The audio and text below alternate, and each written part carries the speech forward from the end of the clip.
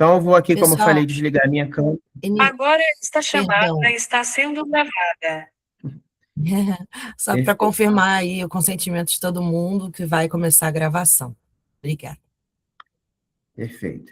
Vou estar, então, desligando a minha câmera para começar as apresentações. A nossa primeira apresentação é da Manuela, a nossa mestranda em Museologia e Patrimônio, que também é arqueóloga formada pela UERJ, e tem aí essa apresentação muito importante sobre o museu lá de Niterói. Oi, gente, bom dia, tudo bom?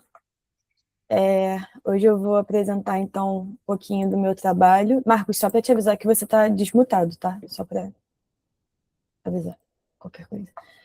Vou apresentar um pouquinho do meu trabalho, né? Vai ter slide?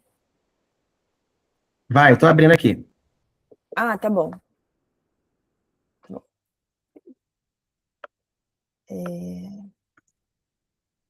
Bom, enfim.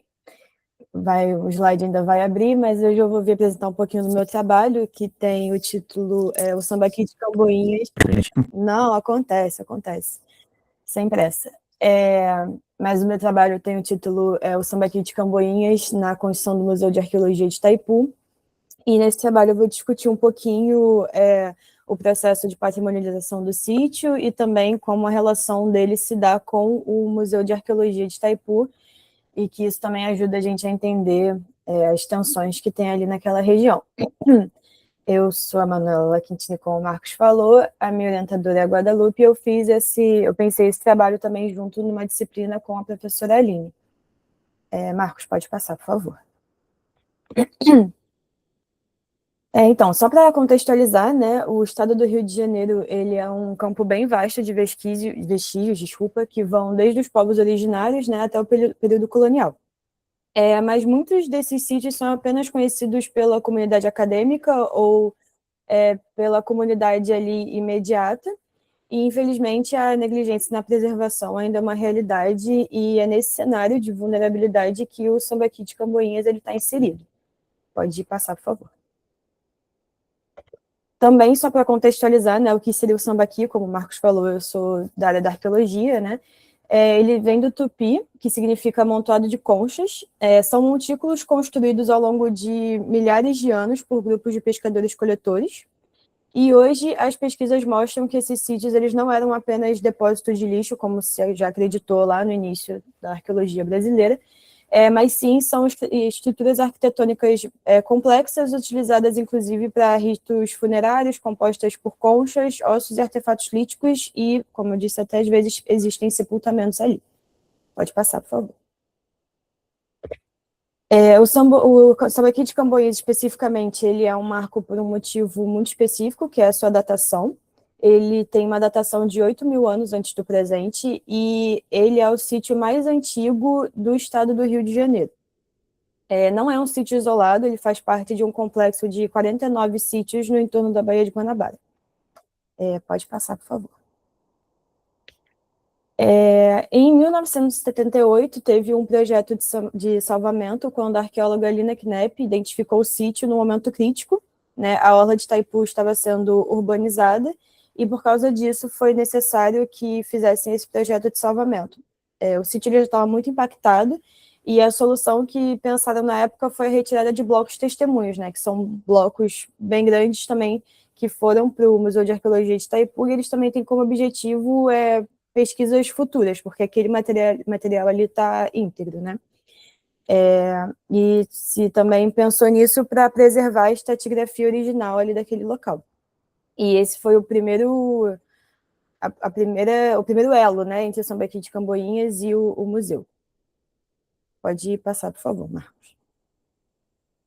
Também, falando agora sobre a patrimonialização, é importante a gente entender, né, que a patrimonialização ela não pode, também não deve ser encarada como um ato isolado, puramente também administrativo ou burocracia. Ela é justamente o resultado complexo dessa articulação conjunta, que nasce na interseção entre os interesses socioculturais da comunidade, o rigor também da produção científica e as diretrizes de salvaguarda governamentais. E também é nessa convergência de forças que o patrimônio ele deixa de ser apenas um objeto técnico, né, guardado numa reserva, e ele se torna também um bem vivo legitimado. No caso específico do Sambaqui de Camboinhas, patrimonializar significa também materializar essa articulação, e também significa atribuir valores que não são apenas científicos, mas também materiais e simbólicos a um vestígio muito importante da costa brasileira. Esses materiais, quando eles saem do sítio, eles entram no museu também, eles deixam de ser apenas remanescentes arqueológicos e se transformam também como objeto de memória e também afirmação do direito de história. E que a gestão desse sítio ela vai muito mais além do que a guarda técnica, né? Existe uma atuação também que tem ali a ver com o papel social dele. Pode passar, por favor.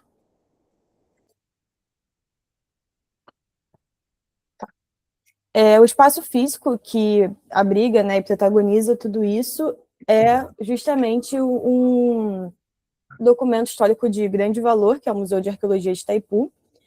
O MAI ele possui essa relação direta com o Sambaqui, que na verdade se estabelece desde as suas fundações, porque o edifício que é o MAI, né, o Museu de Arqueologia de Itaipu, ele foi erguido no século XVIII para funcionar como o recolhimento de Santa Teresa, né, um convento, e a construção desse prédio foi feita em alvenaria de pedra e utilizou ativamente as conchas do sambaqui dos locais destruídos na época pela indústria caieira para a produção de argamassa, né? Ou seja, a materialidade do sambaqui está literalmente incrustada nas paredes dessa instituição.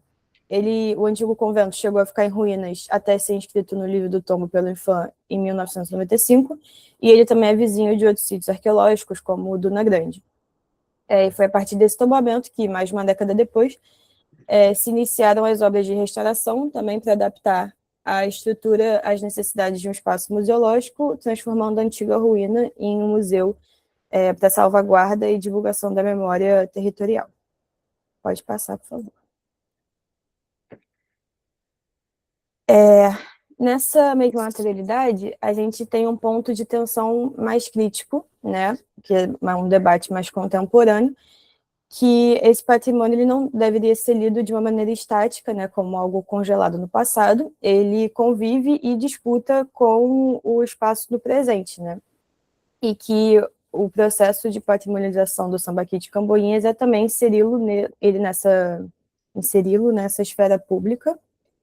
E essa valoração é constantemente tensionada, porque para nós, pesquisadores e arqueólogos, nós lemos o Sambaqui como um arquivo denso, né, de dados inestimáveis, e a especulação mobiliária frequentemente interpreta o sítio como uma ameaça ao progresso e desenvolvimento urbano, né, que é a orla ali de Camboinhas, e que a arqueologia atua muitas vezes, né, nesse caráter de salvamento, quase como uma corrida contra o tempo, para que a gente consiga resgatar os vestígios antes que a degradação e a urbanização acelerada de Niterói, né, apaguem por completo essa paisagem cultural original.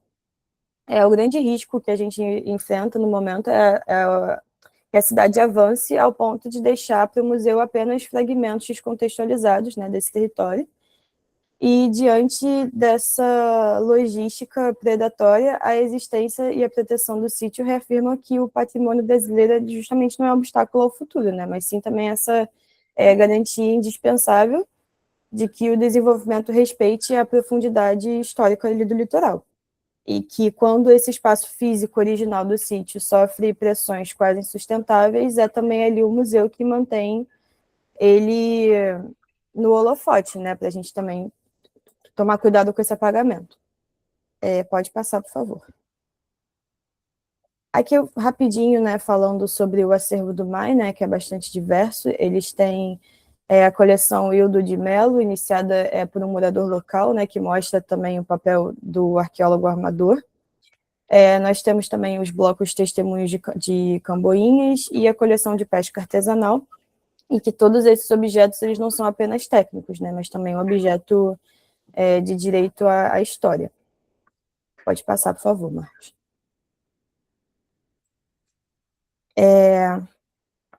E é também impossível falar dessa integridade sem também colocar a comunidade ali a comunidade de pescadores no centro dessa discussão, né?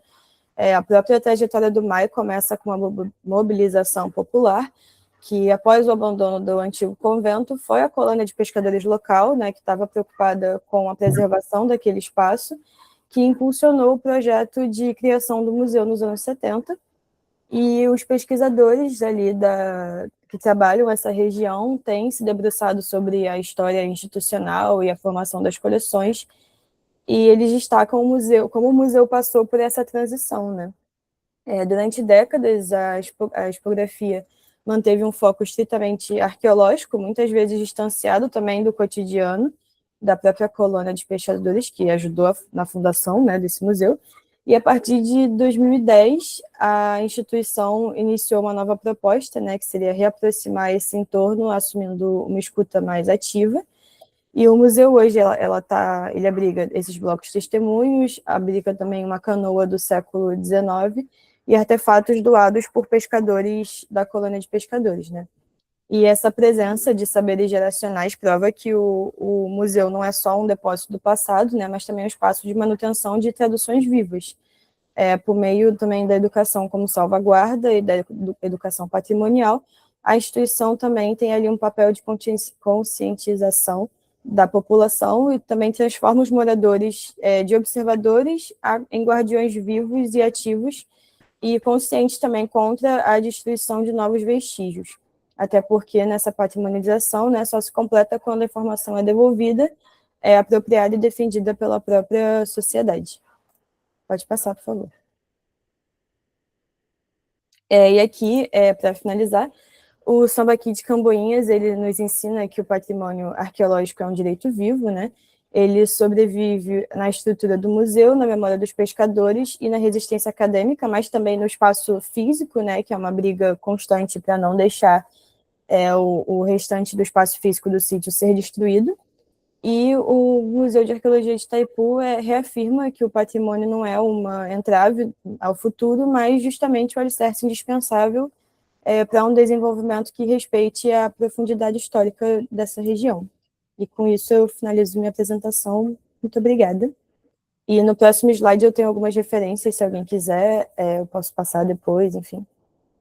É isso. Obrigada. Nós que agradecemos. Parabéns pela apresentação. Quem vai estar conduzindo a sala vai ser a Manu, porque eu vou estar nessa parte de compartilhamento de tela. Lembrando aos apresentadores que a gente tem aí, como a gente teve 7 apresentações, nós teremos aí um tempo de 10 minutos, com alguns minutos de tolerância que serão permitidos por conta dos 7 trabalhos só, tá? Pode dar prosseguimento, Manu.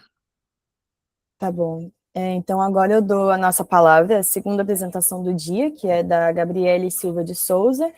Ela é mestranda no programa de pós-graduação em Patrimônio, Cultura e Sociedade da UFRRJ, né, Rural, e tem a orientação de Tatiane Oliveira Pinto, que é graduada em História pela Universidade Federal Rural do Rio de Janeiro, professora também de Educação Básica na rede privada do município de Duque de Caxias, e integrante da direção da Associação de Professores e Pesquisadores de História.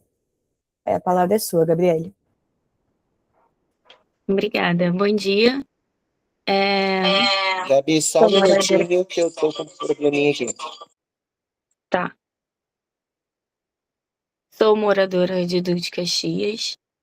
Estudei, minha educação toda foi em Duque de Caxias, então acho que nada mais justo que o meu objeto de pesquisa ser daqui do meu território. Eu tenho total envolvimento com o meu objeto, que é o Sambaqui do São Bento, em Duque de Caxias. Não acho o Sambaqui, ele tem uma base geral, né? Mas eu entendo que cada território vai ter suas particularidades. Vou iniciar a apresentação, então, tá? Sem o slide. Então, eu chego na Rural de Nova Iguaçu e eu faço a graduação em História. E a partir disso, eu já estou inserida no Museu Vivo de São Bento, que é aqui de Caxias. E lá já se fazia um trabalho de educação patrimonial. ainda se faz um trabalho de educação patrimonial. Mas esse trabalho ele vai ser voltado totalmente para a comunidade local. Ele vai ser voltado a entender o sítio arqueológico, vai ser voltado a entender como que esse Museu Vivo de São Bento tem as suas temporalidades, tem o seu percurso, a gente tem tanto tempo presente como a pré-história, como a época de Getúlio Vargas, período colonial. Então vai ser um museu que ele vai agregar várias temporalidades dentro dele. E eu escolhi o sambaqui justamente porque eu não encontro nos livros para dar aula. Eu não encontro essa educação regional quando eu vou dar aula no meu na sala de aula. Quando eu estou em sala de aula, eu não encontro temáticas envolvendo os territórios. Então, havia um incômodo muito grande de abrir os livros e não ver o meu território nele, ver só um geral de que seria essa pré-história, e ainda considero que a pré-história brasileira é pouco falada. A gente conhece muito de fora e não conhece de dentro. Então, falar de território para mim é primeiro falar também sobre o meu município, que é Duque de Caxias. Então, a minha pesquisa ela vai iniciar falando disso, vai falar sobre essa emancipação de Duque de Caxias, vai falar como que Nova Iguaçu, São João de Meriti e Mesquita vão se emancipar, e mais focando em Duque de Caxias, porque é onde tem um objeto, e analisando como que as informações que chegam do meu território são somente informações negativas. São somente informações que parece que a gente não tem patrimônio, que a gente não tem museu, que a gente não tem cultura, que a gente só está sobrevivendo a uma região extremamente violenta. Então, tentar tirar esse cenário de cidade dormitório, entendendo que Caxias ela tem uma grande arrecadação, e como que essa arrecadação de imposto não chega para o território e não chega para o morador. Refletindo essa memória viva, uma memória viva que eu entendo a partir de um professor aqui de Caxias, que é o Alexandre Marques, Antônio Augusto também. Eles vão discutir que essa memória é viva, essa memória ela é rotativa, então esse referencial cultural que eu tenho como objeto, né, que é o sambaqui de São Bento, esse referencial cultural ele pode ser mudado ao longo do tempo, porque as pessoas vão começando a ter memórias diferentes e tendo implicações diferentes. Falar muito sobre essa invisibilidade e o apagamento epistemológico, entendendo esse silenciamento, que é um silenciamento onde se escolhe silenciar os moradores locais, entendendo que é uma região periférica, o Sambaqui São Bento, o sítio arqueológico em si, ele fica numa região periférica, então ele não vai ter um fácil acesso, ele não vai ser muito bem recebido pelos outros pesquisadores que não estão ali no local, ou até mesmo escolas que não estão ali no local. Então, a proposta do Sambaqui foi se tornar um sítio-escola, justamente para atender esses moradores locais, entendendo que o Sambaqui ele é constituído, ele é formado por esses moradores dali, ele é contado por esses moradores locais. Eu dou aula aqui em Duque de Caxias, meus alunos, a sua grande maioria, não conhece o Sambaqui de São Bento, mas às vezes eu encontro um aluno ou outro que ele mora nesse território, que ele mora no Sambaqui, nesse bairro, né, São Bento. Então ele fala, eu conheço, não sei o quê, e ele fica muito entusiasmado por o seu território estar indo para a sala de aula.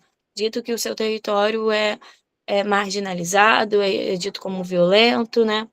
Mas quando levo isso para a sala de aula, eu entendo que eles criam esse sentimento de pertencimento. Não só criar, mas reconstruir, construir porque entendendo que esses alunos, essas crianças e adolescentes já são sujeitos ativos na sua própria história. O sambaqui, como a Manuela já disse, né, ele vai vir de uma origem tupi, então, aqui em Duque de Caxias especificamente, a gente já tinha esses povos, a gente já tinha os sambaqueiros no recôncavo do Guanabara, e eles vão ter, estima-se, né, que eles tiveram uma ligação com os povos tupis, e esses povos eles vão dar esse nome de sambaqui para esse amontoado de conchas. Especificamente Baía de Guanabara, aqui em Duque de Caxias, pelos estudos a gente vê que era uma região extremamente com mares, com rios, quer dizer, né? E essa baía ela ofertava muito. Então, como esses sambaqueiros eles vão ser como uma espécie de nômades, né? Esses seminômades que eles vão em busca de uma proteção, vão em busca de alimentação. Aqui na região de Caxias, eles vão encontrar essa oferta de alimento e vão encontrar essa proteção. Então, o recôncavo ali da Guanabara, ele vai agregar vários povos, e um desses povos da pré-história vão ser os sambaqueiros. Entendendo que esses sambaqueiros, eles vão ser os primeiros a imprimir uma imagem da Baixada Fluminense.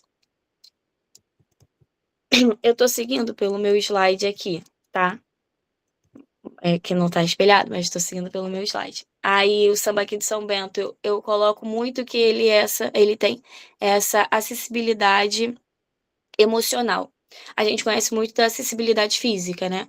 Mas essa acessibilidade emocional é trazer esse sujeito, esse homem do seu tempo presente para dentro do museu, entendendo que esse museu ele vai agregar bem mais se ele tiver o viés da sua comunidade, se ele tiver os seus alunos dentro desse museu, entendendo que um museu é extremamente vivo e ele precisa de visibilidade até mesmo da própria comunidade. Então, esses professores, esses pesquisadores, esses alunos, eles formam esse Museu Vivo de São Bento.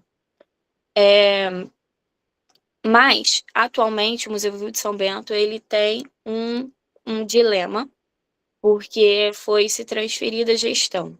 A gente tinha a Secretaria de Duque de Caxias de Educação, comandando o Museu Vivo de São Bento. Atualmente, a gente tem essa mudança de gestão para a área de cultura. Essa mudança ela foi uma mudança crucial, justamente para a gente entender que essa memória é realmente em disputa, é um território extremamente em disputa. Então, ainda é um processo muito recente, mas na minha pesquisa eu abordo justamente o que a gente vai perder e o que a gente vai ganhar, tirando a Secretaria de Educação e colocando a cultura. Entendendo que o sambaqui de São Bento ele foi descoberto por moradores locais, foi descoberto por uma aluna da universidade que tinha ali perto, da Fioduc. Então, o Museu Vivo ele sempre esteve presente com professores e pesquisadores locais. Atualmente, não é assim que se encontra. Na minha metodologia, eu vou atrelar a esses professores a história oral. Então, eu vou revisitar uma entrevista que eu fiz em março de 23 com a Marlúcia de Souza, que era a diretora do museu até tão pouco tempo. E ela foi tirada de lá, mas entendendo que esses professores e pesquisadores eles vão ser fundamentais para a elaboração do que a gente encontra hoje como Museu Vivo de São Bento. Então, nessa entrevista, revisitar essa entrevista justamente para mais uma vez afirmar que a gente não tem uma história regional, que essa luta por se ter nas escolas esse direito ao seu território, entendendo o seu território, é justamente por conta dessa luta de moradores, é por conta dessa luta de professores e pesquisadores. Então, colocando essa inquietude desse homem do seu tempo que não era visto na academia. Como que a gente tinha a produção de ciência na Baixada Fluminense e a gente não tinha esse homem sendo atrelado à academia, como que a gente tinha tanta coisa fazendo em Caxias e não era reconhecido e não tinha toda essa visibilidade. O sítio escola, ele é um sítio que ele vai ter, essa pessoa que vai visitar, ele vai ter acesso a esse conhecimento científico, ele vai ser integração tanto da rede privada quanto da rede municipal de Caxias, atender esses pesquisadores locais.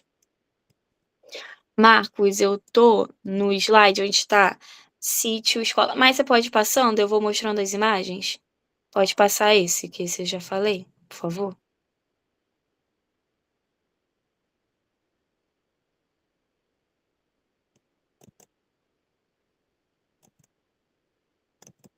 Essa metodologia, aonde eu coloco a educação patrimonial atrelada ao sítio escola.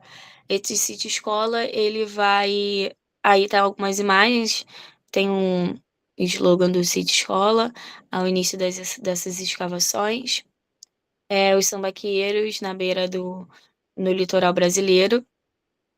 E a Marlúcia, ela vai ser muito importante para minha pesquisa, justamente para reafirmar aquilo que já é um incômodo daqui dos professores locais, que têm essa inquietude com esse não olhar para a Baixada Fluminense, né? Ou um olhar marginalizado, um olhar de violência.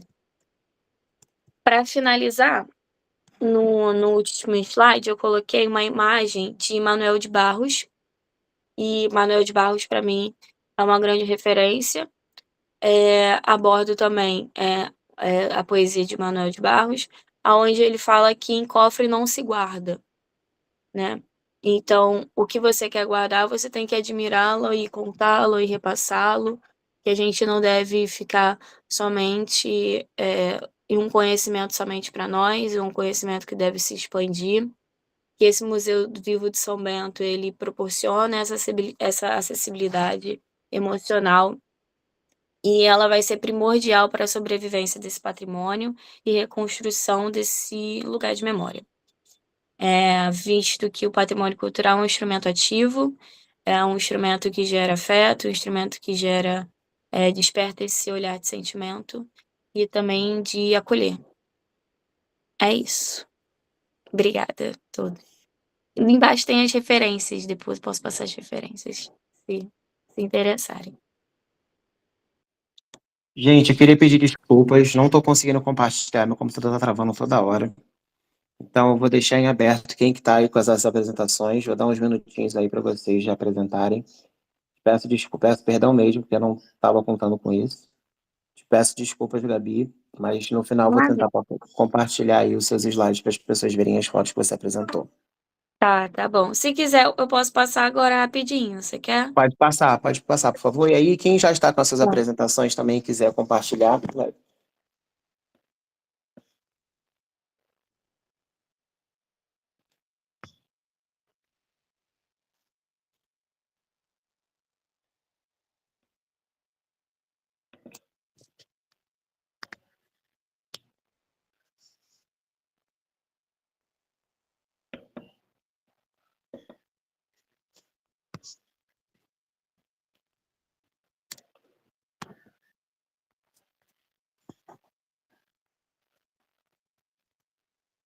Vou passar só para a gente ver a imagem. Aqui é o território de Duque de Caxias. Essa obra, ela tá lá no Museu Vivo de São Bento, colocando essa divisão dos 4 distritos. Aqui tem o início dessas escavações, né? Esse amontoado de conchas. E aqui foram encontrados 2 fósseis. E o chão realmente é de conchas, então é algo que me impressiona bastante. Seguindo aqui, eu coloquei as imagens lá do Museu Vivo de São Bento, onde inserindo essa comunidade local dentro do seu próprio território, entendendo que eles são agentes extremamente ativos, são protagonistas desse território. Aqui já é uma imagem atual, onde esse sítio escola, ele foi reformado recentemente, agora em abril, e ele foi reaberto. Então, as placas, o teto foi posto, visto que é uma área que não tem tanta valorização, então constantemente tem que fazer essa barragem, essa contenção para com as fortes chuvas, né, para esse material não descer. Aqui tem mais uma imagem. Eu tirei essas imagens do próprio site da prefeitura, da secretaria e também do Museu Vivo de São Bento. Aqui tá a Arma Lúcia. Aqui é onde era o museu. O sítio era esse muro aqui. Esse muro foi pintado pelas crianças da rede pública e não está mais assim, tá pintado de outra forma. E aqui é a Marlúcia. E essa é a obra que eu falei, do Manuel de Barros. Há histórias que são tão verdadeiras que às vezes parece que são inventadas. E ela tá exposta lá no Samba aqui de São Bento. E as referências. Me estendi um pouco, desculpa. Não, fica tranquila que deu tudo certo, deu pra gente ver seus slides, que estão lindos, inclusive. Agora, então, para o terceiro trabalho, eu vou chamar a Milena Perini Freitas, que é mestranda em Patrimônio, Cultura e Sociedade da Rural, e pós-graduando em Patrimônio Cultural no Cefet Rio de Janeiro, com bacharel em Turismo. Milena, fica à vontade. Bom dia a todos. Eu preparei uma apresentação e eu vou tentar espelhar aqui para vocês verem, tá ok? Tá ok.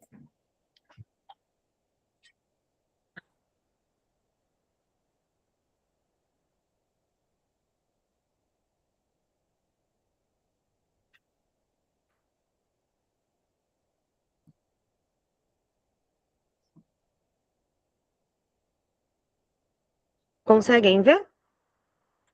Conseguimos sim. Sim. Só um minutinho.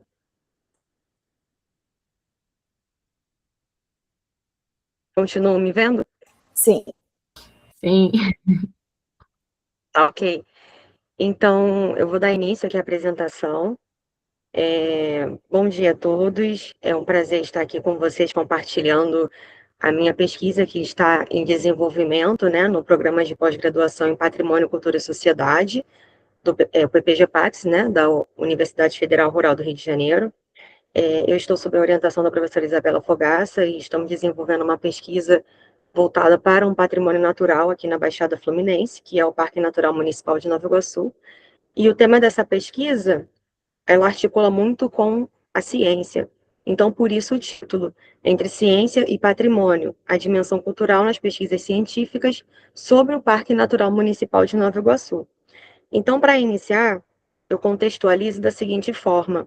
O Parque Natural Municipal de Nova Iguaçu, ele foi criado por um decreto municipal lá em 1998, né, através aí do decreto 6.001 de 5 de junho, e desde então, esse parque natural, ele tem sido objeto de inúmeras pesquisas científicas, majoritariamente voltada, né, aos aspectos naturais, são pesquisas diversas, porém, o que nota-se, né, atualmente, são que as pesquisas, elas são muito mais voltadas para os aspectos geológicos, naturais e biológicos, e a minha pesquisa entra justamente para entender se, desde o decreto de criação, né, que é 1998, as pesquisas científicas voltadas para o patrimônio cultural e o patrimônio natural têm sido contempladas, como essas pesquisas têm sido referenciadas nos programas de pós-graduação, como que os pesquisadores têm abordado esses temas, né? Que embora a gente saiba, né, que existe aí uma consolidação para esse local ser uma unidade de conservação, né, uma área protegida, muitas das vezes a leitura dessas pesquisas tende a reforçar aí uma questão mais voltada para o natural dentro do território. E por ser um território considerado periférico, né, por ser inserido num contexto aí de Baixada Fluminense, como já foi dito nos trabalhos anteriores, né, a Baixada está muito atrelada ao conceito de cidade dormitório, e que no imaginário popular Aqui na Baixada nós não temos nem lazer, nem turismo, nem patrimônio, e o parque ele entra justamente para mudar totalmente, completamente essa perspectiva, né, tanto social quanto cultural, e a minha pesquisa vem trazendo essa reflexão sobre a dimensão cultural, histórica e simbólica que ainda está pouco evidenciada nas pesquisas. Então, para dar andamento, eu problematizo da seguinte forma: em que medida essas pesquisas, né, desenvolvidas no âmbito do parque, têm abordado e valorizado o viés histórico-cultural e quais são os limites e as possibilidades dessa produção científica para a consolidação do parque como um bem patrimonial para a comunidade do entorno? Porque, veja bem, quando a gente fala, né, de pesquisa científica, a gente pode dar visibilidade ou não para determinados assuntos. E é exatamente isso que eu problematizo no meu trabalho. Se a gente evidencia muito mais o âmbito educacional, vamos dar ênfase a uma determinada linha. Se a gente problematiza e dá ênfase ao âmbito patrimonial, a gente vai evidenciar uma outra linha, e assim por diante. Então, como objetivo geral, eu analiso, né, aí o viés histórico-cultural do parque e como que ele tem sido tratado nas pesquisas científicas em seu território. Ou seja, são pesquisas desenvolvidas sobre o parque. Então, mesmo que existam pesquisas que têm aí como alvo alguma parte do parque, eu dou preferência àquelas que têm no seu título, né, evidenciado o nome do parque ou algum atrativo que existe dentro do parque. E para metodologia, eu me fundamentei em uma revisão bibliográfica, né, sobretudo o plano de manejo, que é o documento que ordena a região, né, dá algumas regras, enfim. E inicialmente eu fiz um levantamento das pesquisas que são desenvolvidas no parque, desde a criação até 2025. Eu decidi pôr esse limite até 2025, porque eu tenho completa certeza que o parque ele vai ser sempre pesquisado. Então, eu defini, né, uma data limite para poder dar sustentação à pesquisa, e até mesmo se tiverem futuras pesquisas relacionadas, que a minha possa ser também uma pesquisa que utiliza, né, desse marco temporal. Então, inicialmente, eu utilizei a biblioteca virtual do próprio parque, que foi uma iniciativa também muito interessante, onde se reúne ali diversas pesquisas de diferentes níveis, né, tanto de mestrado, quanto doutorado, quanto graduação. Então, eu usei desse próprio acervo, né, e posteriormente eu vou utilizar da análise de conteúdo para examinar essas produções, se elas abordam ou não esses aspectos culturais, e buscar compreender, né, esses padrões de visibilidade ou ausência nessa produção científica. Esse é o parque, né? Aí eu separei 3 figuras nesse slide para poder representar, né, os patrimônios existentes, né? Então, aí tem na primeira foto a represa Epaminondas Ramos, na foto do meio, né, a Pedreira São José, que é utilizada para lazer, muitas famílias vão fazer piquenique. Quando o parque promove algum evento, é esse espaço que eles utilizam para poder reunir a comunidade do entorno ali. Tem também a Pedra da Contenda, que para a Baixada Fluminense ela é muito importante, porque é uma referência histórica, né, principalmente de Nova Iguaçu. No plano de manejo é mencionado que a Pedra da Contenda, no século passado, ela foi refúgio de escravizados, então é um resgate da memória e da história, né, do local. Então ela é muito importante ser comentada, porque existe uma trilha, né, que chega até ela, então é importante referenciá-la, né, até porque o parque ele tem inúmeras pesquisas relacionadas à Pedra da Contenda, além de ser um espaço para lazer e para turismo, e ele é uma referência para o próprio território, tanto em sentido de pesquisa científica, quanto em sentido de lazer e do turismo mesmo. Aqui nesse slide eu já dou mais ênfase aos atrativos existentes, né, voltado para o lazer e para o turismo. Então, isso até articula com a proposta, né, de atrativos turísticos na região. E aí nós temos, né, a rampa do voo livre, que o pessoal usa muito para fazer rapel. E aí nós temos uma vista bem bonita aí da Baixada, né, principalmente ali da área de Nova Iguaçu. Aí nós temos também as ruínas do casarão. Esse casarão ele tem uma história aí que também faz um resgate da historicidade do local.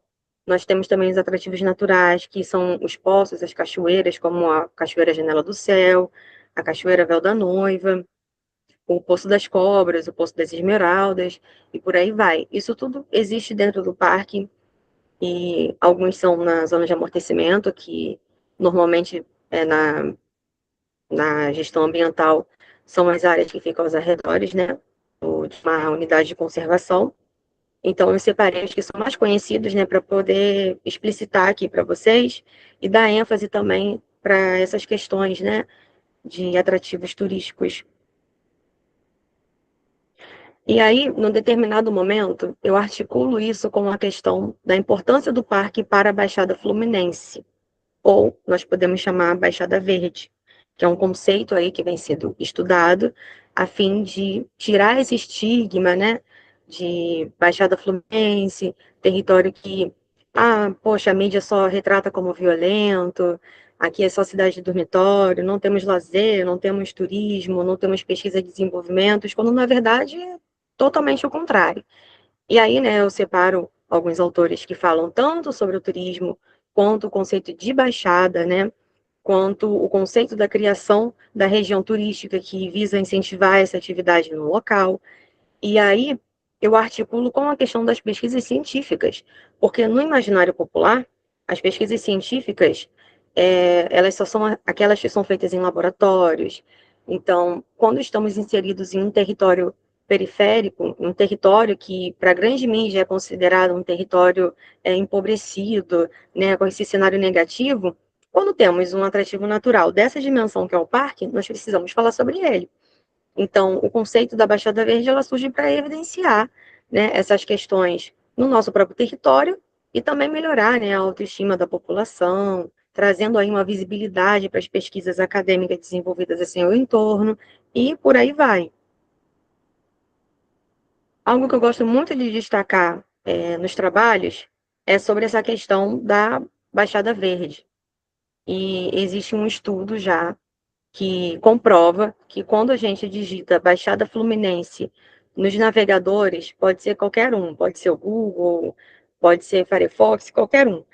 É esse resultado que nós temos aí, ó. Muita negatividade, né? Muitas notícias de tragédia climática, violência, precarização. Isso quando a gente pesquisa Baixada Fluminense nos navegadores. Agora, quando a gente pesquisa Baixada Verde nos navegadores, é esse o resultado. Então, a gente já vê uma mudança aí do cenário, né? Nós já vemos aí um cenário mais positivo, né? Destacando os projetos existentes, né? Nos municípios da Baixada Verde. Então, a gente consegue reparar uma mudança aí na perspectiva, que melhora a questão do pertencimento, né? Da autoestima da população. Então, só para ressaltar, a Baixada Verde ela é composta, né, pelos 10 municípios da Baixada Fluminense do Rio, né, ela foca muito na questão do ecoturismo, do turismo na região. Então, as regiões que incluem a Belfor Roxo, Duque de Caxias, Japeri, Magé, Mesquita, Nilópolis, Nova Iguaçu, né, Queimados, Seropédica e São João de Meriti. Então, vocês podem até fazer o teste e pesquisar no Google, enfim, qualquer navegador. A diferença de pesquisar Baixada Fluminense e pesquisar Baixada Verde. Então, é esse o resultado que vem. E muitas das vezes aparece, né, resultados aí voltados para o parque. Então, eu acho muito interessante trazer também isso à tona para mostrar como que o Parque Natural Municipal de Nova Iguaçu vem quebrando, né, esses estigmas e como que ele é importante para a nossa região, tanto culturalmente, né, quanto na questão patrimonial. E aí, no primeiro e no segundo capítulo da pesquisa, eu venho falando sobre pesquisa científica e sobre a importância da pesquisa científica. Uso até um autor muito conhecido de metodologia, né, que é o Gil, que ele fala que a pesquisa é um processo organizado e lógico, né, que ela busca responder perguntas que ainda não têm respostas tão claras.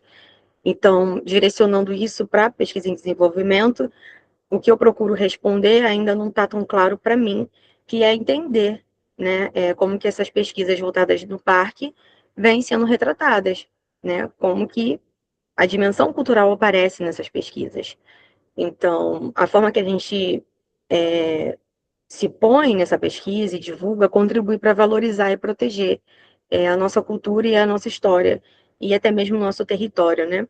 Então, o que o autor basicamente diz é que a pesquisa ela vai além, né, dos resultados e além de encontrar um problema e responder, mas ela pode dar visibilidade a muitas questões que permeiam o nosso objeto. Aí eu também trago um autor, o Meadows, que em 99 ele vai dizer que o meio e a comunidade científica influenciam na pesquisa, ou seja, se você faz uma pesquisa na Baixada, você vai ter uma perspectiva, se você faz uma pesquisa na Zona Sul, você já vai ter uma outra perspectiva. Então, tudo vai depender do contexto que você está inserido e do que você quer investigar. Então, no caso da produção científica existente no parque, ela está muito voltada para programas de pós-graduação existentes na Baixada Fluminense e pesquisadores também de origem da Baixada Fluminense, ou seja, são pesquisas feitas por baixadenses para baixadenses. Então, daí nós já temos uma parcial dessa pesquisa para poder entender como que o parque vem sendo retratado. Nos meus resultados parciais, por enquanto, do que eu posso tirar, são das 54 produções que eu encontrei na biblioteca virtual do parque, que está disponibilizado lá. Então, aproximadamente 45% delas são relacionadas aos elementos físicos e naturais da unidade de conservação. Eu encontrei muitas pesquisas sobre geologia, geomorfologia, zoologia, e 20% discutem, né, a questão ambiental da unidade, 15% tratam do uso público, né, que é a visitação para lazer, para turismo, e dentro dessas pesquisas tem algum destaque aí para o ecoturismo e para o geoturismo no parque, e apenas 9% tratam de aspectos históricos culturais ou reconhecem o parque como um patrimônio cultural. Então, daí nós já temos uma problematização, porque dentro dessas 54, nós só temos 9% desse quantitativo que tratam dos aspectos históricos e culturais. E, como nós vimos, o parque ele tem uma referência aí da memória e da história de Nova Iguaçu e até mesmo para a memória e história da própria Baixada, né? E a importância dessa unidade de conservação, desse parque público natural para a Baixada Fluminense. E aí eu menciono que os demais trabalhos trazem, né, temas como cidadania, legislação, informática, e, sobretudo, podemos entender que o parque ele é um grande celeiro de pesquisa, principalmente pesquisas multidisciplinares, não é algo engessado, não é algo que fica apenas num único viés, né, por assim dizer, porém, é evidente que nós temos aí uma quantidade muito maior de pesquisas que contemplam a dimensão ecológica, né, e sustentável do que a dimensão cultural e histórica. E por isso surge a importância aí de reconhecer, né, e fazer o reconhecimento das pesquisas voltadas para o patrimônio cultural nesses espaços, visto que são espaços de múltiplos aspectos. E não apenas, né, a questão natural, mas o cultural ele também precisa ser levado em consideração.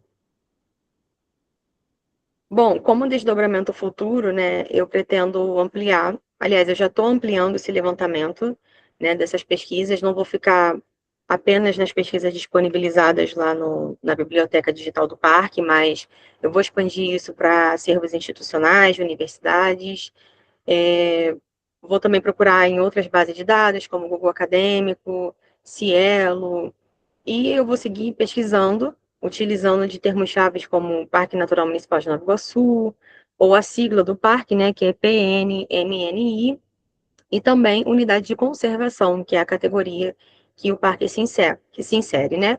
Vou utilizar de operadores booleanos, como END e IO, para poder refinar minha pesquisa, e assim conseguir fazer com que eu tenha um quantitativo maior para minha análise e entender como que o parque tem sido retratado. Então, né, como vimos, apenas 9% tratam de aspectos históricos culturais. Então, nesse desdobramento futuro, eu vou conseguir fazer uma análise de conteúdo a fim de entender melhor e me aprofundar, né, se para nesses 9%, se tem outras pesquisas que tratam desses aspectos histórico-culturais, e assim por diante. Essas são as minhas referências. E eu agradeço pela atenção de todos. Obrigada, Milena, pela sua apresentação. Agora eu chamo Marcos Madeiro Baixo de Santana, doutorando em Memória Social e licenciado em Artes Visuais, e Daniele Aquiles, doutora em Memória Social pelo Programa de Pós-Graduação em Memória Social. Bom dia. Gente, Bom dia a todos. desculpa, Eduardo. É só para avisar que eu acho que o nome da Milena não está na lista de presença. Aí eu não sei se... Obrigada, vou colocar ela então. coloca, mas só para avisar. Não, eu coloco. Obrigada, Luísa. Bom dia, Eduardo. Bom dia. Pessoal, eu vou trazer um videozinho e eu vou falando, tá bom? Sai um pouco do...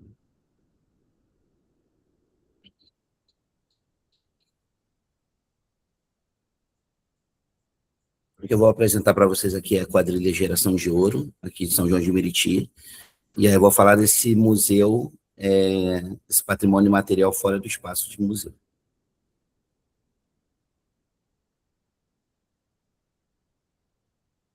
Um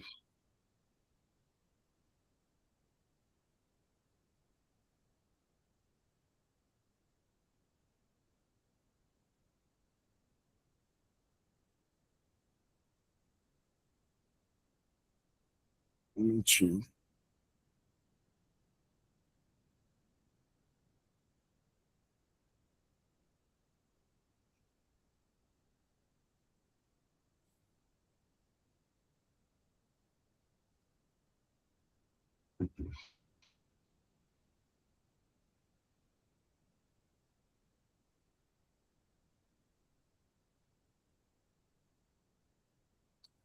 Não estou conseguindo compartilhar. Deixa eu ver se eu consigo abrir dentro do... Deixa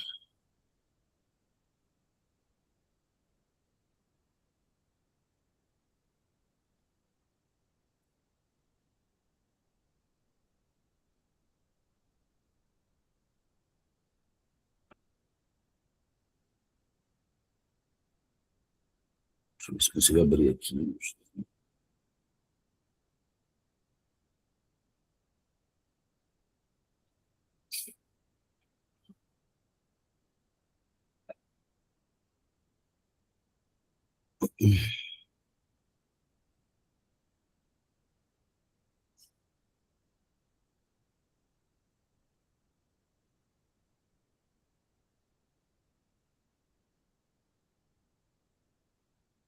Não sei se dá pra...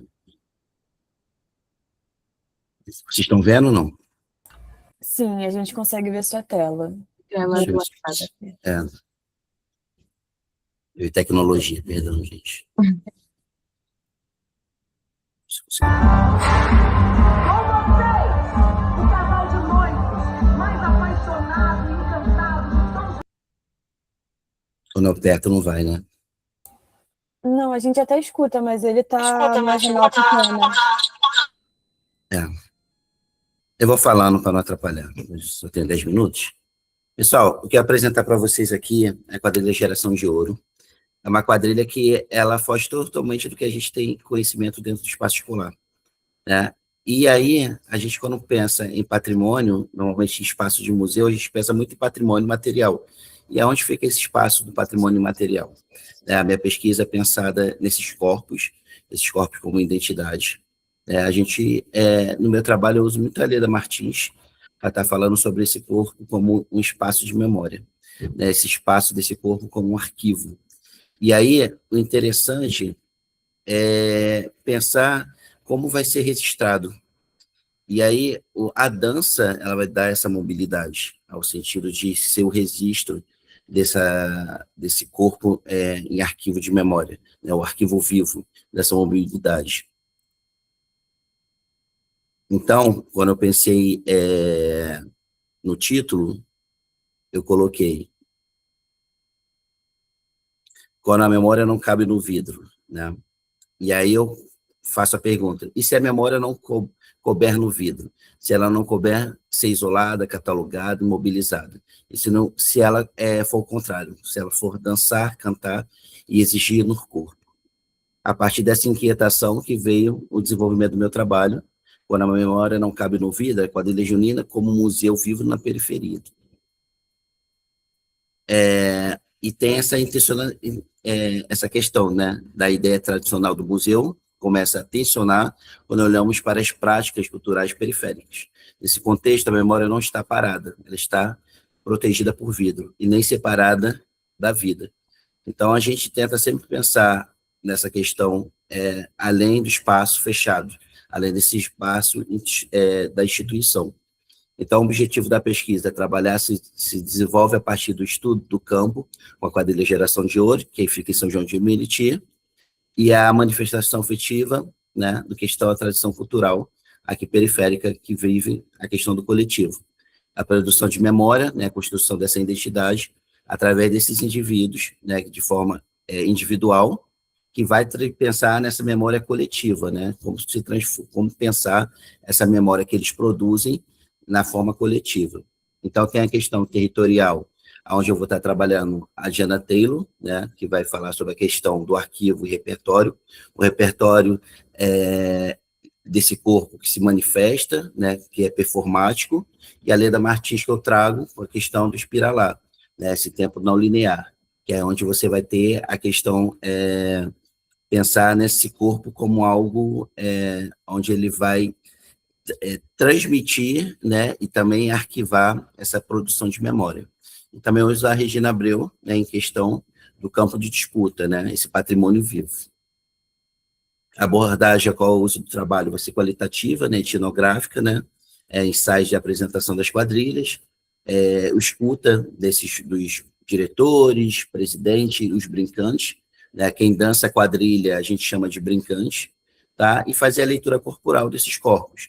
O vídeo que eu ia trazer para vocês era um pouquinho dessa questão de como eles se apresentam. Vocês iam ver o casal de noivos, iam estar se apresentando, representando 2 orixás, e em vez de trazer toda a ideia do que a gente pensa em quadrilha junina, lá do pensar da escola, esses noivos iam estar se apresentando com dança afro.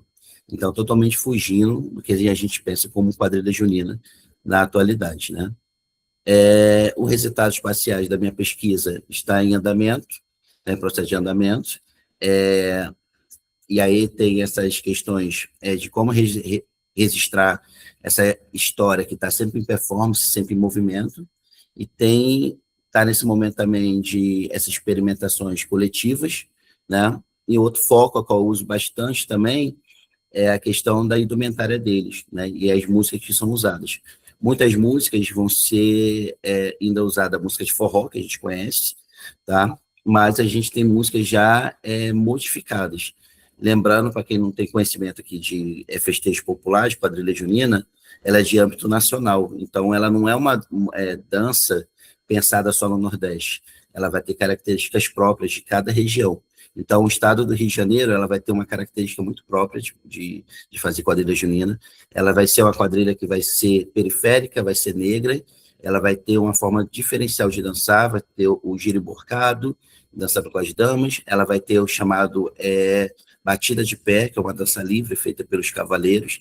Então, ela é totalmente diferente quando se pensa em Nordeste ou Norte, quando se dança, tá? Então, quadrilha como museu vivo, né? Aí você tem, ela vai guardar essas memórias coletivas, ela vai transmitir essa geração pelo corpo, então ela vai ter essa troca muito através do corpo da dança, o corpo sendo essa transição de conhecimento. Ela vai ser do passado ao presente vivo, e ela vai sempre ter esse acervo corporal, tá, voltado de uma tradição para outra, né? Através de corpos dessas pessoas. Talvez não seja a memória, talvez seja o vidro. Pensar em quadrilha como museu vivos é ampliar o entendimento por museu, patrimônio e memória, e reconhecer que periferias existem formas legítimas de arquivar o mundo, formas de pensar pelo corpo, pelo afeto e pelo coletivo. Então, gente, é um pouquinho da minha fala, tá? Que eu trouxe para vocês. Desculpa não ter passado o vídeo, porque ia ter mais sentido estar apresentando para vocês junto ao vídeo, o que eu queria estar apresentando aqui. Muito obrigado.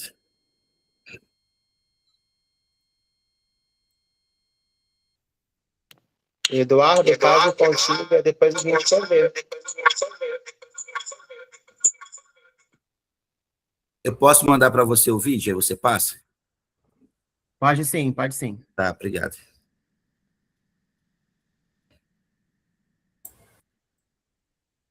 Helena, não sei se é Você só tá para mutado, mim, Helena. mas o seu microfone não tá vindo.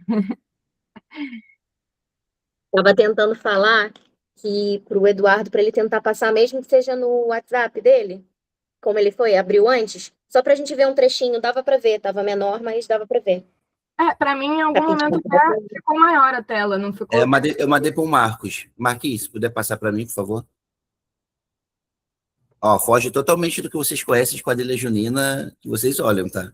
É uma coisa totalmente diferente. Isso é o destaque nacional. Aqui as pessoas se apresentam no concurso do estadual, e aí o representante do Rio vai representar no nacional com a nossa dança.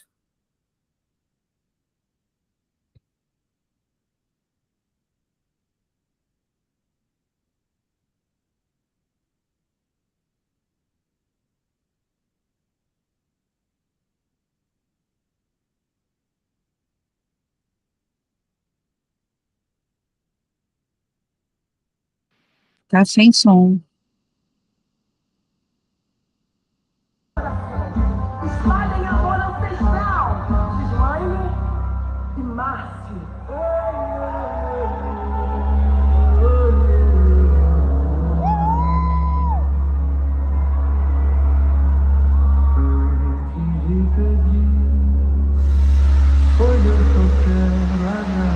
Eles parecem São Jorge na mão deles.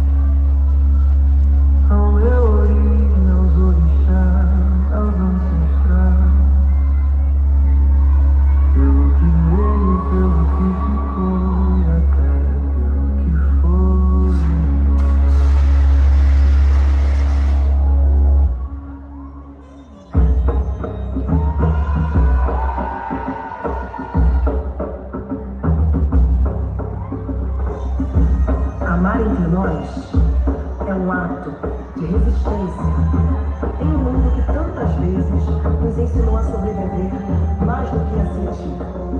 Cultivar o afeto preto é ancestral, é reencontrar nossa própria humanidade, é olhar para o outro e se reconhecer, se acolher e se fortalecer.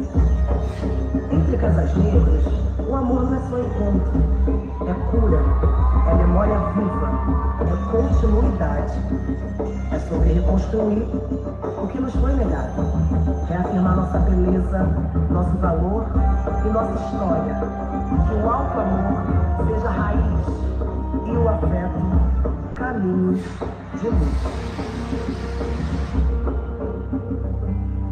Não tem porquê, meu amor, a gente deixar de sentir algo que rasga o nosso peito.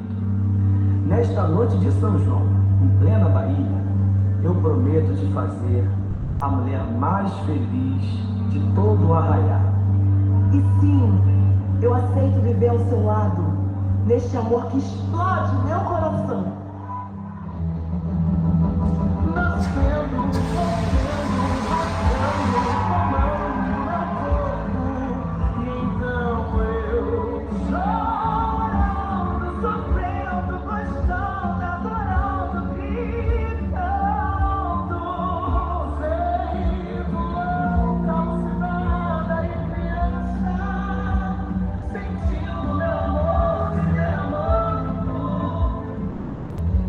não é mais pra segurar, explode.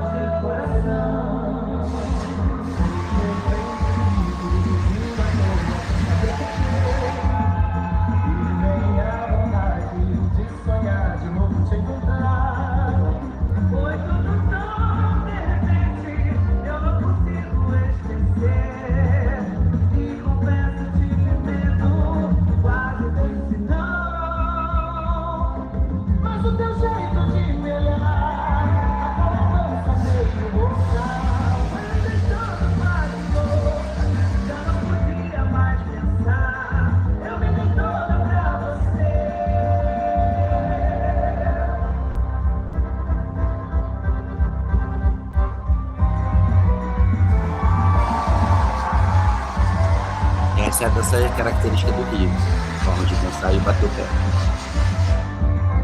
De repente vivo vindo à toa, sem saber por quê.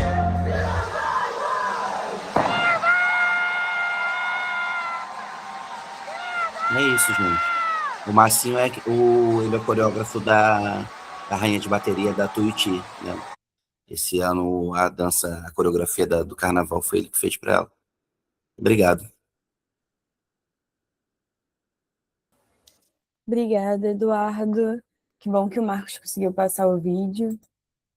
Agora vou chamar a Luísa Mello, que é bacharel e mestre em turismo pela UF, e agora é doutoranda em museologia e patrimônio pela Unirio, e é pesquisadora do campo de turismo, cultura e sociedade, também da UF. Oi, gente, tudo bem? Bom dia. Eu vou apresentar aqui, aí vocês me falam se está aparecendo. Só um minutinho.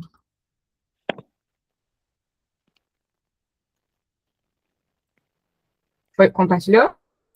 Começou? Sim, tá abrindo aqui. Agora foi. Vou botar em tela cheia, peraí. Tá. Foi? Tá direitinho. Tá bem, vou começar então. Bom, gente, bom dia. Como a Manu falou, né, eu sou turismóloga, mestre também, né, em turismo, mais especificamente da linha Turismo, Cultura e Ambiente, e atualmente doutoranda do PPG-PEMUS. E esse resumo que eu vou apresentar aqui para vocês hoje, ele é derivado do meu trabalho de dissertação de mestrado. Eu fui orientada, na ocasião, né, pela professora Carla Estelita Godoy, que agora faz parte do PPG-PEMUS também. E ele tem como título Museu, Território e Desigualdade Urbana, o Extramuros e a Dimensão Social do Museu de Arte do Rio. Foi um recorte, né, que eu tentei trazer aqui, direcionando para o tema do GT e do evento, e eu fico muito feliz de poder debater aqui com vocês um pouquinho desse trabalho, num evento dedicado a reflexões do campo da museologia, que é a área que eu sempre quis estar, e agora faço parte. Bom, para começar, eu queria fazer algumas considerações sobre o meu objeto de pesquisa. Eu acho que vai a minha pesquisa vai numa linha bem diferente do que a gente viu até agora no grupo, mas ao mesmo tempo complementa também. O Eduardo, se eu não me engano, falou muito sobre museu para fora das paredes, né? Então acho que vai ser bem legal essa troca. Mas para fazer uma contextualização do meu objeto de pesquisa, que foi o mar, desde a criação dele, ele está inserido num contexto muito emblemático de intervenção urbana, né, de uma intervenção orientada por interesses econômicos e estratégicos e associados à realização de mega eventos esportivos, nesse caso, por meio da requalificação da região portuária, né, do centro do Rio, com o projeto Porto Maravilha. Então, desde a criação dele, ele está inserido nesse contexto de tensões e desigualdades, retomando de novo o tema do GT, e diretamente ligado a processos de gentrificação, de turistificação, de valorização imobiliária, de apagamento, inclusive, de outras instituições, né, no mesmo território. Então, ele sempre esteve inserido nesse contexto de disputas, seja por memória, seja por direito, e questões que são validadas ou não de acordo com os interesses, né, e com os direcionamentos das políticas públicas. E aí a minha pesquisa, especialmente no recorte temporal que ela foi feita, que é um recorte temporal mais recente, eu busquei evidenciar o papel também, que dentro desse contexto, né, o papel que o museu vem realizando também ao longo dos anos, de aproximação e articulação com o território e com os seus sujeitos e com as subjetividades sociais, né, desse território, especialmente por meio da Escola do Olhar, que é o eixo educativo do museu, e por meio de ações que vão, né, extrapolar o espaço expositivo e ampliar a atuação desse museu e o acolhimento dos públicos, incluindo o turístico. E aí eu trouxe aqui esse quadro, que eu acho que, né, se relaciona muito com isso tudo que eu estou falando. Eu vou falar um pouquinho mais de onde eu retirei esse quadro no próximo slide, mas que ele vai falar justamente sobre como, para o museu atualizar o seu papel e a sua postura na sociedade, né, ele precisa incorporar novas funções sociais. Então, ele vai dizer que no passado o museu legitimava o que era considerado arte, ele ensinava a história dos outros, ele entregava uma experiência solitária e contemplativa, e hoje em dia ele vai ser abordado como esse espaço que cocria com o seu público, com as comunidades do entorno, novas concepções, né, sobre a arte, sobre ciência, tecnologia, de uma forma, então, que se conecta com a realidade desse público, e ele vai se tornar um local de experiência coletiva, um ponto que entrega mais do que contemplação. E aí, agora retomando o ponto que eu falei da origem desse quadro, eu sempre trago, né, essa pesquisa aqui para vocês, agora para vocês verem um pouquinho melhor, sempre trago ela como um ponto importante, porque foi a partir dela que eu tive contato com esse termo Museu Extramuros pela primeira vez. É uma pesquisa que foi realizada pela Oi Futuro com a Consumoteca, de 2023, e ela apresenta esse termo, e aí eu sempre retomo porque, tanto nela quanto na literatura depois, né, quando eu me interessei pelo tema e comecei a procurar, a palavra extramuros ela está sempre muito associada com ações externas pontuais, que, obviamente, tem a sua importância, claro, mas a partir disso, né, a partir da forma como o termo se apresentou para mim, eu enxerguei um potencial um pouco além nele, né, quanto às perspectivas de acesso, participação, colaboração, e especialmente dentro de museus tidos como tradicionais, né? Então, eu quis ir um pouco além com esse termo na minha pesquisa. E aí, aqui eu trouxe para vocês, né, sem a pretensão de forma alguma de falar de um novo modelo fechado de museu ou algo do tipo, mas também dando a devida importância para as contribuições dos debates da nova museologia, da museologia social, especialmente no seu caráter político, né, e do museu integral como esse termo gerador, mas que passou por diversas apropriações, interpretações ao longo do tempo, mas que essas apropriações, por vezes, são utópicas, mas por vezes também são inspiradoras para a gente. Eu busquei, então, entender essa forma de ser contemporânea dos museus dentro de uma perspectiva anticolonial, né, decolonial, enfim. E eu queria fazer só um pequeno parênteses antes de continuar a apresentação, que eu acho que uma ideia que girou muito assim no meu trabalho, que discutindo com a minha orientadora, enfim, a gente chegou muito nessa ideia de que para você desconstruir um muro, você precisa primeiro reconhecer a existência dele e não negar a existência, né?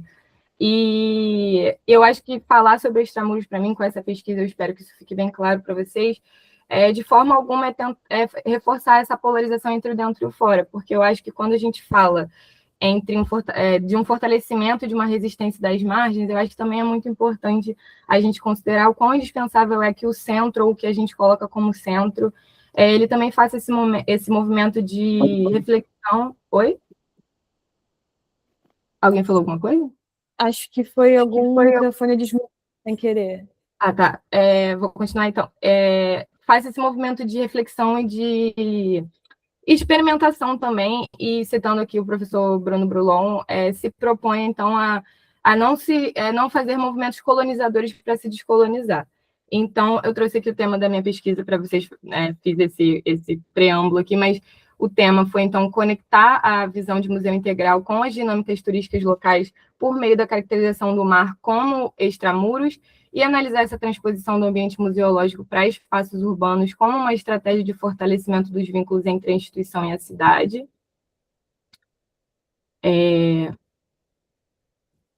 Gente, acho que travou aqui. Meu Deus do céu. Foi. E aí eu trago um pouquinho da problemática do questão-problema, então foi essa intenção, né, de conectar as duas coisas, propor essa nova terminologia de museu extramuros, partindo do pressuposto que ela seria capaz de englobar diferentes aspectos e fenômenos contemporâneos nos museus, tal como o turismo, né, que ao se tornarem parte das atividades do museu, afetam diretamente a relação entre a instituição e o público. E a minha questão-problema, então, seria, né, até que ponto que o mar se aproximaria dessas definições por meio do acolhimento do público nas atividades desenvolvidas pelo museu. Aí eu trago também aqui um pouquinho dos objetivos para vocês. Os gerais seriam, então, analisar o extramuros como uma extensão, continuidade desse termo museu integral, explorando as implicações para uma reformulação teórica e prática do papel social dos museus, especialmente no contexto contemporâneo, e investigar essas ações, especialmente as extramuros, né, realizadas pelo mar e identificar como elas podem influenciar essa relação entre museu, comunidade, turistas e promover uma maior integração urbana e cultural. E aqui um pouquinho dos específicos também, que eu acho que já ficou bem claro, mas seria identificar também as conexões do extramuros com a dimensão social da museologia, né? Com ênfase nessa integração comunitária, propor, então, essa nova ideia de terminologia, considerando as responsabilidades sociais e o potencial de extrapolação e expansão comunicacional do museu, e avaliar as iniciativas quanto à capacidade de promover intervenções concretas, né? Incluindo diferentes públicos, incluindo o turístico. Então, gente, aqui tem um pouquinho da minha fundamentação teórica, dos autores que eu usei para fazer essa revisão, que agora, como eu vou passar para a metodologia, a pesquisa se estruturou dessa forma, né? De natureza qualitativa e descritiva, e depois dessa revisão bibliográfica, dessa revisão de caráter teórico-conceitual, e também uma pesquisa documental, analítica, enfim, tive contato com alguns documentos da Mesa de Santiago. A pesquisa ela se estruturou, então, num segundo momento, a partir de procedimentos de base etnográfica. Os métodos, né, no caso, foram a perambulação digital de 2017, da Débora Leitão e da Laura Graziella Gomes, e foi a observação flutuante da Colette Petonnet. No ambiente virtual, eu considerei, né, então, na pesquisa, o ambiente virtual como campo etnográfico, como um ambiente de fluxos e trocas e como uma parte constitutiva da atuação dos museus. Então, aqui está, a pesquisa foi realizada especialmente no Instagram, né, do museu, e é que eu trouxe para vocês darem uma olhada nas iniciativas, nas atividades que eu tive contato, então, a partir desse método, só para vocês verem um pouquinho. E a observação flutuante, esse método da perambulação é mais recente, ele se inspirou muito na observação flutuante, que parte de uma ideia de uma etnografia urbana, e as duas metodologias, né, eu trouxe aqui também algumas fotos para vocês verem um pouquinho, elas vão falar muito sobre priorizar os acasos, a espontaneidade, os trânsitos, as situações não programadas e até mesmo o anonimato como uma forma de se deixar permear pela espontaneidade, né? E eu acho que casou muito bem com a minha pesquisa, porque aqui, para vocês verem, da minha pesquisa, porque eu acho que tratando de um território urbano, de uma cidade, eu acredito que talvez outras metodologias mais rígidas, até mesmo as autoras falam sobre isso, a cidade poderia poderia se fechar, poderia, né, não me permitir ter acesso a essas informações da maneira que foi com esses métodos. Então, eu sempre ressalto muito a importância, né, dessas novas abordagens, tanto para o campo da museologia quanto para o turismo. E aqui eu trouxe, já estou terminando, gente, eu não sei como é que está meu tempo, que eu até parei de ver aqui, mas já estou me encaminhando para o final da apresentação. Trouxe só para vocês verem, só a título de representação mesmo, tem o quadrinho, né, de quantas publicações tem no Instagram, de quantas foram analisadas, desse ritmo e o período, né, das datas e o ritmo de análise de quantas publicações por dia, enfim. E da observação flutuante também do local de observação, da natureza, enfim, período das visitas, datas das incursões, só a título né, de registro de organização mesmo. E, para finalizar, né, os resultados da pesquisa, um dos mais importantes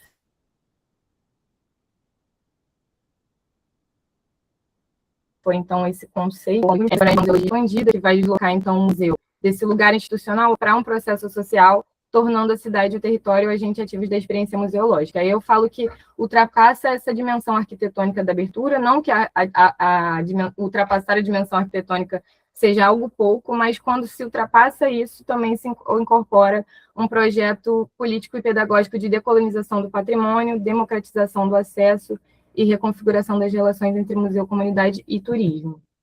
Aí eu trouxe alguns outros resultados, mas aí vocês podem dar uma olhada enquanto eu estou falando, que eu já estou terminando a minha fala, mas eu vou pontuar os mais importantes para mim, que seriam o que a programação e as atividades elas não traz, né, na perspectiva que eu trago, e elas muitas vezes vão dissolver entre quem está no museu e entre quem está apenas transitando no entorno, porque muitas vezes você está no entorno, dentro desse contexto, você também estar no museu. E as atividades externas e internas elas vão se complementar, uma coisa não se sustenta sem a outra. Mas as externas, né, ficou claro assim, durante o processo da pesquisa, que elas têm uma maior capacidade de promover uma aproximação mais imediata com esse território, e especialmente para o público turístico, no sentido de facilitar os códigos, o entendimento dos códigos daquela região e uma imersão nesse território. E para os moradores, ela cria as atividades externas, elas criam uma outra relação de pertencimento e de uso. E as internas, apesar de terem uma lógica um pouquinho distinta, né, no sentido mais tradicional, de fala, de escuta, de mediação, elas também participam, eu pude perceber uma maior presença de moradores e visitantes, não necessariamente turísticos, né, mas por causa justamente desses códigos que fica um pouco mais fácil no externo, mas elas também participam dessa reconfiguração das relações entre museu e cidade, porque elas contribuem para a construção de sentidos que vão se atualizando nas atividades externas. Então, a conclusão da pesquisa a pesquisa mostrou que o MAR ele atualiza, né, a sua atuação integrando práticas internas, externas e digitais, e evidenciando essa presença ampliada no território urbano. Foi possível verificar que o museu se aproxima, assim, das concepções de museu integral e extramuros, acolhe públicos diversos, inclusive os turistas, ao transformar os seus entornos em espaços de encontros socioculturais. Então, reconfigura-se, né, a relação entre acervo, cidade e público. E para acabar mesmo, gente, esse é o último slide. A única coisa só que eu queria falar que eu acho que é importante é que a pesquisa também deixou bem claro que esses limites eles vão continuar, as desigualdades urbanas e as disputas territoriais elas ainda estão ali e elas permanecem, né? Mas elas vão sendo reconfiguradas, e aí essa proposta de extramuros que eu trago é justamente esse processo contínuo de negociações e reconfigurações, mas que, no caso do MAR, né, especialmente, é relevante para pensar os museus urbanos na contemporaneidade. E aqui as minhas referências, espero que eu não tenha passado muito do tempo, desculpa. E eu finalizo a minha apresentação. Obrigada. Obrigada, Luísa. Fica tranquila que não passou do tempo, não. Tá tudo tranquilo. Parar de apresentar aqui. Claro.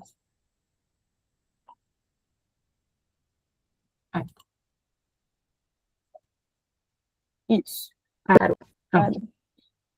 Agora a gente chama a Paula Escofano de Almeida, que é historiadora e educadora, doutoranda em História Comparada pela UFRJ e mestres em Bens Culturais e Projetos Sociais da FGV. Tainara de Oliveira Amorim, que é educadora popular e museal graduanda em História UERJ, e também Daniele Figueiredo da Silva, educadora popular e museal e graduando em História UERJ também. Fiquem à vontade.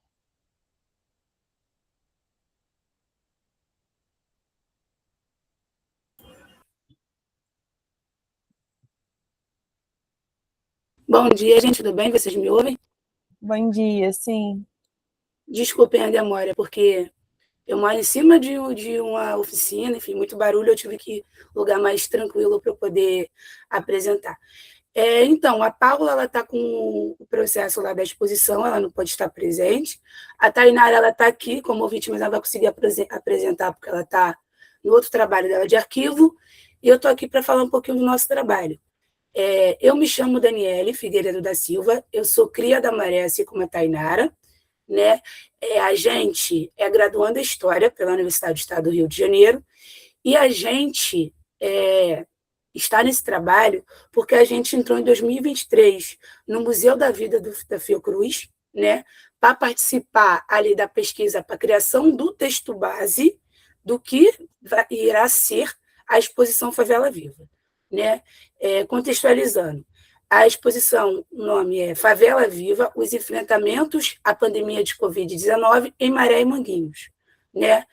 E nessa pesquisa, que a gente está em 2023, 2024, e que está para sair, né, uma pesquisa em processo, porque a exposição está para sair no final desse mês, inaugurar, então quem quiser vai inaugurar primeiro, vai ficar um tempo no prédio do relógio, do Museu da Vida, e depois vai passar por escolas dos territórios, tanto de Maré e Manguinhos, por isso que é uma exposição itinerante. É uma segunda experiência, né, de itinerância assim, concreta do Museu da Vida Fiocruz, que o primeiro era Manguinhos Territórios em Transe, tanto que uma das referências para a gente de base, né, teórica é esse livro, Quando o Museu Vai à Favela e a Favela Vai ao Museu, elaborado pelo Museu da Vida Fiocruz, e essa exposição ela é muito marcante para nós, porque a todo momento, desde a sua construção, ela procurou a pesquisa, né, ser feita com atores, né, agentes do território, por isso que é uma exposição com curadoria participativa, e com curadoria participativa, essa metodologia, né, a partir de agentes dos territórios. Por exemplo, a Rede CCAP, que é a Casa Viva de Manguinhos, o Museu da Vida Fiocruz e o Museu da Maré. Ou seja, o Museu da Maré, uma instituição representante da Maré, a Rede CCAP, representante de Manguinhos, e o Museu da Vida Fiocruz. Né? E é importante a gente falar dessa metodologia da curadoria participativa, porque a exposição, né, a pesquisa, a articulação de todo o processo é para ser a mais oriental possível, né? Porque não é para dar voz. Né? As vozes da galera, dos moradores das favelas e periferias, já estão aí há muito tempo. Né? Quando a gente chegou na pesquisa, já tinha se utilizado ali da história oral, que é uma pesquisa, uma ferramenta que os historiadores usam muito, principalmente quando vai tratar de temas, né, e de modo decolonial, né, e um pouco do contexto da exposição é isso. O nome do trabalho, a partir dessa exposição que vai ser inaugurada no final desse mês, é Exposição Favela Viva, né, como prática, reunindo ali curadoria participativa, curadoria participativa, educação museal em contexto de pandemia. Né? A proposta desse trabalho é entender como essa experiência pode contribuir para novas formas de produção de memória, de protagonismo social e de resistência. Né? O X da questão, né,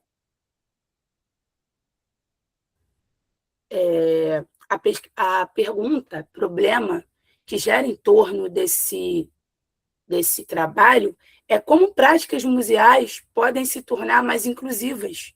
Como elas podem se tornar mais inclusivas, mais críticas, especialmente em contexto de crise, como foi a pandemia de Covid-19. Porque uma coisa que a gente debateu muito é que como principalmente comunicação comunitária dentro das favelas, em meio àquela crise, né, de notícias falsas e de não notícias daquela época, como eles se articularam, se organizaram. Então, nosso foco tem bastante nisso. Né? Como pensar com as próximas pandemias futuras? Né? Como a gente pode articular? Então, o objetivo central desse trabalho é analisar de que forma, a partir da experiência da Exposição Favela Viva, que está aí para sair, promove participação ativa dos moradores de favelas e periferias e constrói narrativas próprias, rompendo assim com os modelos tradicionais dos museus. A Luísa, ela falou do campo da museologia social. Né? O campo da museologia social, por mais que eu não seja da área de museologia, pelo pouco que eu sei, era a arte nos muros. Né? Então, se a arte dos muros rompe com essa visão tradicional, receber uma escola, que é uma escola de favela ali, seja um Clóvis Monteiro em Manguinhos, seja uma Escola Bahia aqui na Maré, como essa perspectiva, como será recebida pelo público, principalmente se o público saber que essa pesquisa foi feita com moradores do próprio território. A gente, nesse processo todo, a gente participou de oficinas de educação de jovens e adultos. Uma foi em Manguinhos, outra foi aqui na Maré, né, no Seja Maré, e eles ficavam assim, não, mas como é que foi o percurso para vocês, assim, moradores de favelas, estarem trabalhando no Museu da Vida, estar trabalhando na instituição de ciência? né? E para a gente ali, não é que a gente seja um exemplo, mas que também é possível você trabalhar, é possível você ingressar na universidade, é possível você trabalhar na instituição de ciência, sendo moradora de favela e periferia, tendo a história, né, ali dentro desses territórios. Então, é um pouco dessa questão problema, né? Como essas práticas museais podem se tornar mais inclusivas e participativas em contexto de pandemia e de outras pandemias futuras, né? De fundamentação teórica, que a gente baseia o nosso trabalho. A gente alinha memória, narrativa e poder, né? Ali na discussão que o Michel Pollack ele traz sobre, né, que a memória é um campo de disputa, né? E é muito importante também a gente pensar como tratar de uma pandemia, tratar de um tema sensível, em que o esquecimento também faz parte da memória por causa dessas memórias traumáticas. Então, a gente abre o campo nesse leque, né? E também na possibilidade dessa disputa de memória trazer uma construção de novas identidades sociais, né? Também a gente dialoga com Chimamanda Adichie, quando ela fala do perigo da história única, né, de que as narrativas ditas dominantes silenciam outras vozes ou tentam silenciar outras vozes, é por isso que a gente fala tanto da oralidade, tanto da metodologia da história oral, que foi usada para pesquisa da exposição, tá? E, nesse sentido, né, a educação museal crítica, ela busca romper com essas hierarquias, valorizando os saberes periféricos e experiências vividas, né? Além como eu já falei, a metodologia curadoria participativa, né? Curadoria com participação social, baseada numa metodologia qualitativa, né? A partir da análise da exposição de materiais digitais e de referências teóricas sobre memória, museologia social e curadoria participativa, né? E é importante, né, como eu falei para vocês, eu já iniciei falando um pouco do contexto e que se encontra a exposição, como eu já tinha falado, né, é nesse processo de que a favela, nos últimos tempos, né, não mais só de objeto de estudo, e sim de sujeito de estudo, ou seja, além dos moradores serem objeto de estudo, eles protagonizam, eles são sujeitos, entendeu? Então, é reconhecer que essas vozes já estão ali há muito tempo, né? É só ter a oportunidade, é só ter ali o viés da onde a gente pode começar para a gente poder produzir e partilhar o nosso conhecimento também, né?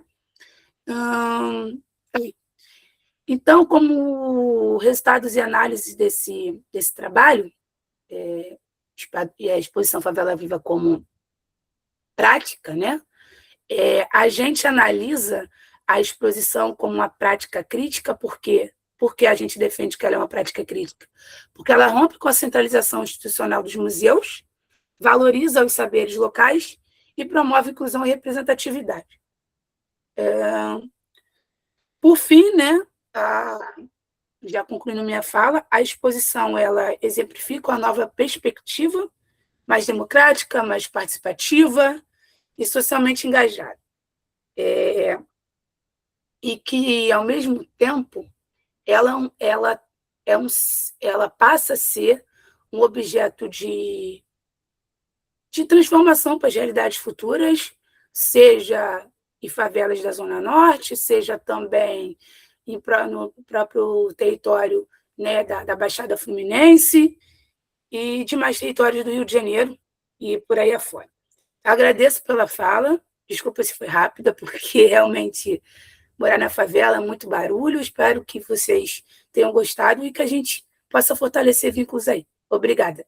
E depois eu compartilho o cronograma direitinho. Vai sair primeiro no Museu da Maré e depois no Museu da Vida. Vai estrear primeiro no Prédio Relógio, depois eu compartilho com vocês nos demais locais. Obrigada. Obrigada, Daniele, pela apresentação. E aí agora, por fim, chamo o Diego de Albuquerque Alves Moreira, que é mestrando em História da Arte, UERJ, membro do grupo de pesquisas nuclear, Núcleo de Livres Estudos em Arte e Cultura Contemporânea da UERJ, vinculado ao diretório dos grupos de pesquisa CNPq.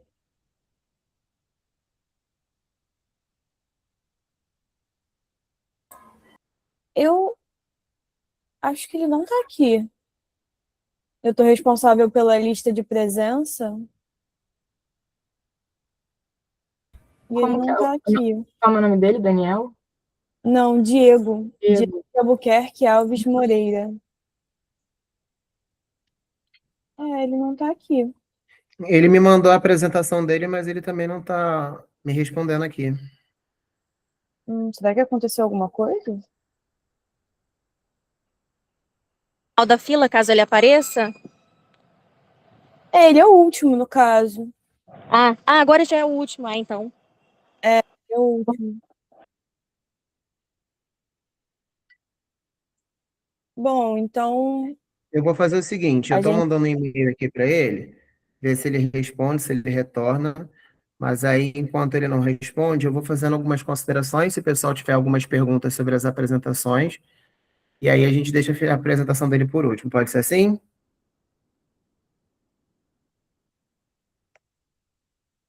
Por mim, tranquilo. Mandei aqui. Alguém tem alguma pergunta, alguma consideração que queira contribuir? Queira fazer para os outros apresentadores?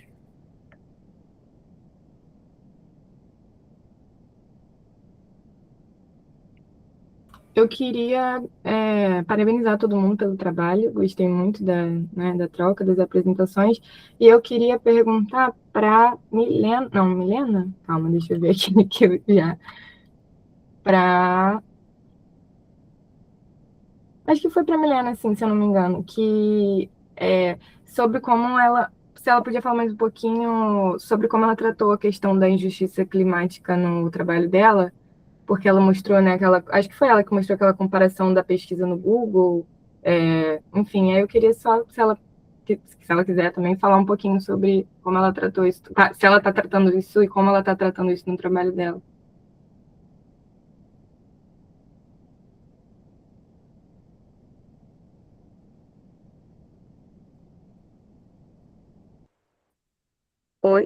Oi, Luísa, obrigada pela pergunta e pelo interesse na minha pesquisa.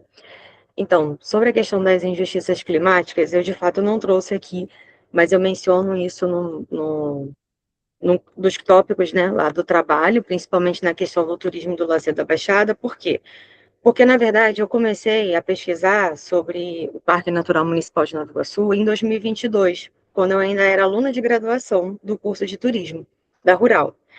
E aí eu tratei sobre a questão da pandemia, principalmente sobre as adaptações que ocorreram no uso público, e daí em diante eu já percebi que existe sim uma questão de injustiça climática que acontece no nosso território, principalmente no que tange aí a questão do chamado racismo ambiental. Então, a forma que eu trato isso na minha pesquisa atualmente é comentando sobre as ações que existem dentro do município de Nova Iguaçu, principalmente porque existe um plano de contingência, né, do período de 2025 a 2026 ou 27, tá? Eu posso estar errando assim um marco temporal, mas existe um plano de contingência, e eu articulo esse plano de contingência, que é desenvolvido pelo município de Nova Iguaçu, as questões do parque. Por quê? Porque o parque em si já tem a sua articulação com a sociedade para poder avisar sobre essas questões da mudança climática. Eles usam da comunicação, por exemplo, no Instagram, eles usam o Facebook. Então, existe uma comunicação que acontece, como, por exemplo, quando temos fortes chuvas no nosso município e temos enchente, temos um ponto de alagamento. Muitas das vezes, o parque precisa ficar fechado por conta dos danos causados à unidade. Então, assim, a gente vê que existe essa questão, né, da questão climática que acontece, né, aqui na Baixada e que atinge, né, o parque natural, né, que no caso é o meu objeto de pesquisa. E aí eu faço essa abordagem, né, mas para poder contextualizar também que existe essa problemática dentro do nosso município, mas nós temos um plano de contingência. E desse plano de contingência, a gente articula, né, a gestão do próprio parque, que tem essa comunicação, né, com a comunidade civil. E eu espero ter respondido a sua pergunta. Respondeu sim, Milena. Muito obrigada. Parabéns pelo trabalho mais uma vez. Obrigada. Eu parabenizo a todos também. Gostei muito das pesquisas. Mais alguma pergunta?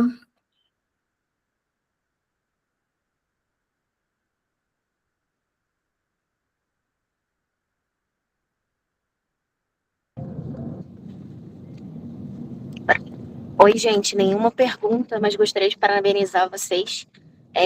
Foi maravilhoso esse GT. Acho que trouxeram diferentes perspectivas que às vezes só na museologia a gente não encontra. Então, esse evento ele é principalmente interdisciplinar, multidisciplinar, para a gente poder trazer também para a museologia outros pontos de vista, né, poder expandir o nosso campo. E eu acho muito importante várias apresentações que foram feitas aqui, desde exposições a quadrilhas, a educação museal, a extramuros, tudo foi muito interessante.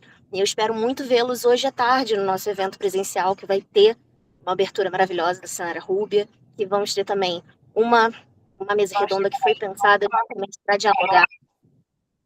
Opa, acho que abriu aí o áudio, mas gostaria muito que vocês fossem hoje também, a partir das 2 horas, no credenciamento 1 hora, lá no mar. Inclusive, já estamos a caminho, né? E encontraremos com vocês lá.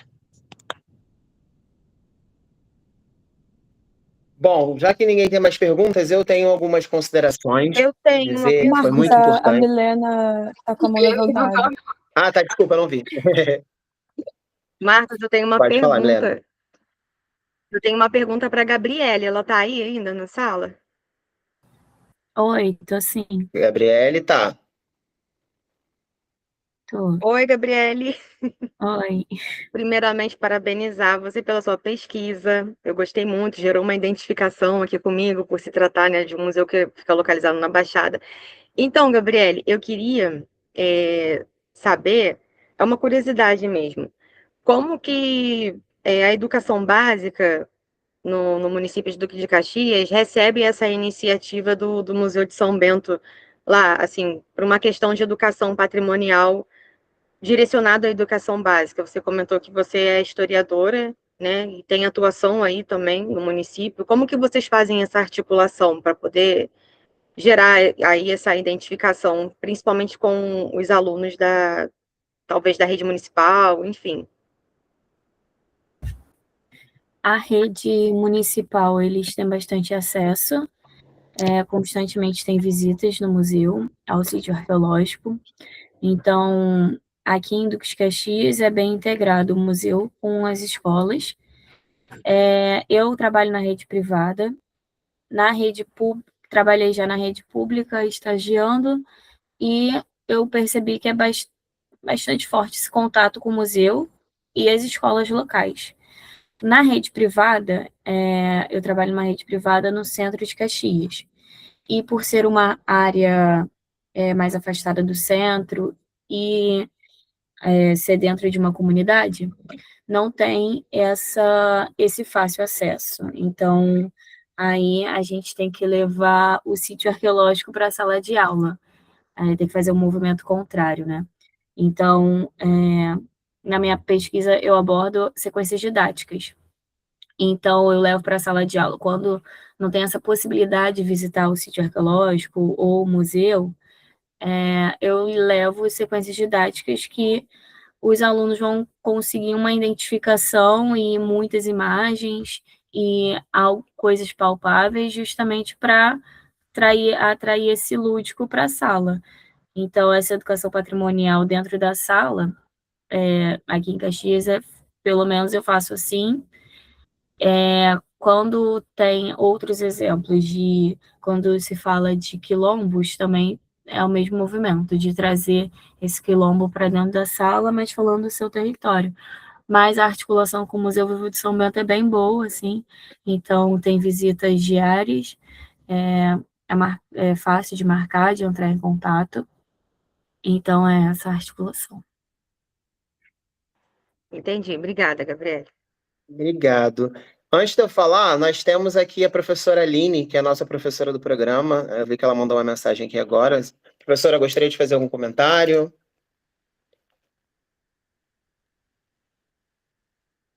Se puder também, né?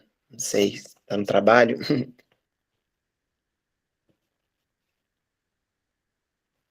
Ah, beleza, ela está escrevendo. Eu vou ser bem sincero, eu estou muito contente quando eu, Manu e Larissa sentamos para pensar esse GT, nós buscamos exatamente uma perspectiva. Nós estamos num programa de pós-graduação na Zona Sul. A gente tem esse eixo aí com o MAST em São Cristóvão, mas assim, ele parte de um programa da Zona Sul. E ter essa perspectiva de favelas, de comunidades, periferias, subculturas, o termo que a sociedade queira utilizar ou até mesmo marginalizar, mas trazer esse empoderamento, esse ressignificar de ideias. A gente pode ver aí uma gama de profissionais de diferentes áreas que encontram no museu e no patrimônio um viés de pertencimento também, né? E poder sair dessa bolha. Eu falo como turismólogo, antes de tudo, temos alguns aqui. Pensar que o turismo, pensar que o patrimônio, até a própria museologia, ela não está totalmente concentrada nesse eixo Zona Sul e Centro. Existe um Rio de Janeiro que as pessoas precisam conhecer, e nós, na academia, temos essa importância, né, de poder levar isso para outras camadas. É muito fácil a gente falar do que a gente está vendo na televisão, mas, ao mesmo tempo, as nossas vivências que engrandecem os nossos trabalhos. Eu tenho certeza que ninguém aqui está num programa de pós-graduação ou terminando uma graduação, principalmente só para buscar um diploma, um certificado, mas também trazer essas pesquisas para os nossos territórios. Eu sou um adepto de que acho que todos nós que somos das ciências sociais aplicadas, de pensar que a ciência, para ela não parar, ela precisa de novidades, ela precisa de atualidade. E hoje a gente conseguir esse espaço de ressignificar e de repensar o nosso território, até mesmo como lugar de fala, é poder trazer uma nova perspectiva. Acho interessantíssimo quando a gente faz essa análise. Agora eu vou falar um pouco mais sobre os trabalhos. Quando a gente vê a Manuela e a Gabriela falando sobre o Samba Kids numa perspectiva da própria comunidade, de como as comunidades se envolvem, seja lá no Amparato de Niterói ou no Amparato de Duque de Caxias, poder trazer uma vivência, saber que a comunidade ela tem que ser a protagonista, sim, desses espaços. Não adianta eu chegar ali como arqueólogo, como turismólogo, como historiador, e achar que a minha imposição tem que ser a maior, tem que ser aquilo que eu acredito, tem aquilo que eu estou vivendo. Eu preciso dar, sim, vez e voz para essas pessoas, para entender que os sambaquis, que todos os artefatos que ali estão sendo encontrados não são sobre mim, são sobre aqueles povos que estão ali, são sobre aquelas comunidades que precisam serem ouvidas, e como a gente sabe, que não são retratos que trazem, que a gente vê na televisão, ou nos jornais, ou nas redes sociais. Então, acho isso muito fundamental. Quando a gente vê no trabalho do Eduardo, falar sobre as quadrilhas, ter esse empoderamento, ver a história surgindo para uma outra perspectiva, sobre uma nova análise de que a dança ela precisa sim do seu espaço, sejam quadrilheiros ou sejam brincantes, independente da perspectiva, ver que não é só simplesmente com uma pesquisa acadêmica que a gente vai estar dando voz na academia, né? E o trabalho da Maré, desde a primeira vez que eu vi, eu fiquei arrepiado, porque eu sou favelado, não tenho vergonha nenhuma de dizer isso, venho de uma comunidade periférica, então, assim, hoje estar num espaço de uma pós-graduação, ocupando esse espaço, para mim é o maior motivo de orgulho, de representatividade, e ver que outras pessoas na Maré, no Complexo do Alemão, estão trazendo essas vivências no curso de História, mas que já pensem nisso aí, já faça a provocação, Daniele, para vocês pensarem nisso aí a longo prazo para uma pesquisa de mestrado, porque a gente precisa ser voz, não simplesmente fazer um trabalho para ficar engavetado para um programa de graduação. E quando a gente chega no conceito de extramuros, que a Luísa traz, a Luísa, já falei isso com ela algumas vezes em aula, me apaixonei por esse conceito, eu não utilizava, né, porque também estou chegando à museologia agora no doutorado, quando a gente escuta esse termo, para mim eu fico arrepiado, porque já passou da hora, vamos ser sinceros, principalmente nós que estamos no programa de museologia, já passou da hora da gente pensar o museu simplesmente como aquele espaço institucionalizado, aquele espaço engessado. A gente precisa entender que a comunidade também é um museu, os territórios, as vivências, as coleções que também não estão expostas em exibições, elas também precisam ter voz. E a gente pensar o museu para fora desse cenário é importantíssimo. É importantíssimo, principalmente quando a gente pensa em periferia, principalmente quando a gente pensa aí em territórios que não são visados ou marginalizados, que é pior, quando a gente vê aí a Milena trazer esse contraponto aí da Baixada Fluminense com a Baixada Verde, é surreal, porque eu queria muito dizer que é mentira, mas a gente sabe que não é. Então, é importantíssimo a gente trazer essas reflexões. Sem prolongar mais, eu queria finalizar com o meu agradecimento. Estou muito, muito contente. Estendo o convite da Helena para que vocês estejam conosco na parte da tarde. Nós teremos hoje também o professor Bruno, daqui da Rural, que vai falar sobre as políticas culturais na Baixada Fluminense. Nós teremos o professor Vinícius Zacarias, da Unirio, falando sobre a museologia e a pesquisa dele sobre comunidade LGBT. Nós teremos uma pesquisadora que também falará sobre o Museu da Providência e as suas interações, e o professor Nielson Bezerra também, dando continuidade ao que a Gabriele falou sobre o Museu Vivo de São Bento e a sua comunidade, e a sua relação com a comunidade. Um mais sincero agradecimento. Nós fizemos um parecer que ainda não foi divulgado para os apresentadores, mas a gente vai divulgar ainda essa semana, que foi a resposta dos avaliadores. Tá? Deixando bem claro que os trabalhos de vocês serão publicados em breve. A gente entrará em contato com vocês, todos esses resumos, até mesmo para que vocês ganhem aí esse referencial, que a gente sabe que também a gente precisa se preocupar com o nosso Lattes, vamos ser sinceros. E aí, quando tivermos mais informações, estaremos divulgando para vocês, tá bom? Muito obrigado. Se alguém quiser fazer algum comentário, alguma palavra final, senão estamos encerrando essa mesa e deixando estendido que amanhã e depois também teremos o nosso evento. Pode falar, Manu. Oi, gente. Queria agradecer também todos os trabalhos. Eu estava aqui responsável pela lista de presença. Queria pedir todo mundo se puder confirmar se está tudo certinho, que não faltou ninguém. Eu estava de olho constantemente, mas eu, sem querer, cometi um erro já com o nome, aí queria só confirmar se está tudo certo. Mas é isso, muito obrigada. Ai, gente, só para lembrar, eu botei no chat, mas quem não viu, quem está participando aqui da mesa e quiser ganhar o certificado de apresentação ou de participação, se inscreva lá no link do Simpla que está aí no chat, tá? Para que vocês também ganhem o certificado de apresentação e de participação no nosso evento. Muito obrigado. Gente, queria agradecer também a participação de todo mundo e convidar vocês aí para o GT2 amanhã e o GT3 também, na quarta-feira. Queria compartilhar o link aqui do nosso encontro. Deixa eu entrar aqui com o meu outro e-mail. E eu entrei. Ah, não. Peraí. Será que a Manuela consegue compartilhar? Alguém que está com o WhatsApp aberto aí? Eu vou tentar, peraí. Tá. E queria dizer que, nossa, foi muito, assim, enriquecedor todos os trabalhos e eu aprendi várias coisas hoje e já anotei coisas para trazer também para minha pesquisa e tá todo mundo de parabéns, muito obrigada. E é isso, fica o convite aí para vocês estarem com a gente nos próximos dias. Valeu.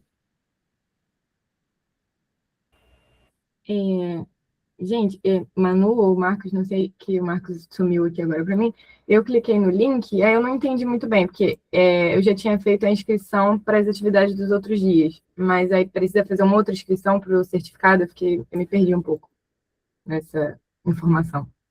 Não. Então, se você já está inscrita, seu certificado está certinho. Tá. E eu vi aqui, a Carol falou que dia 4 já está encerrado. Eu estou abrindo aqui o link. É verdade. Dia 4, a parte da tarde já está encerrado. A parte da tarde é presencial. Aí o que a gente pode tentar fazer? Quem não Carol, está conseguindo, faz o seguinte. Quem se está dando como encerrado para o dia de hoje, faça tá o no seguinte. simples.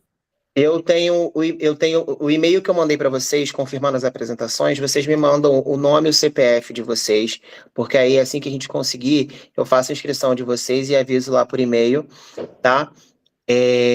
Para a gente estar finalizando isso aí com vocês certinho, tá bom? O e-mail com o nome completo e o CPF para inscrição. Marcos, a Carolina acabou de mandar agora, aí eu posso já te mandar no nosso grupo do GT. Perfeito, perfeito. Perfeito? Show, já te enviei. No mais é isso, gente. Muito obrigado. Uma ótima segunda, uma ótima semana para todos vocês. E nosso evento continua mais tarde. Tchau, tchau. Obrigada, Tchau, gente. gente. Tchau. Tchau, gente. Obrigada. Parabéns.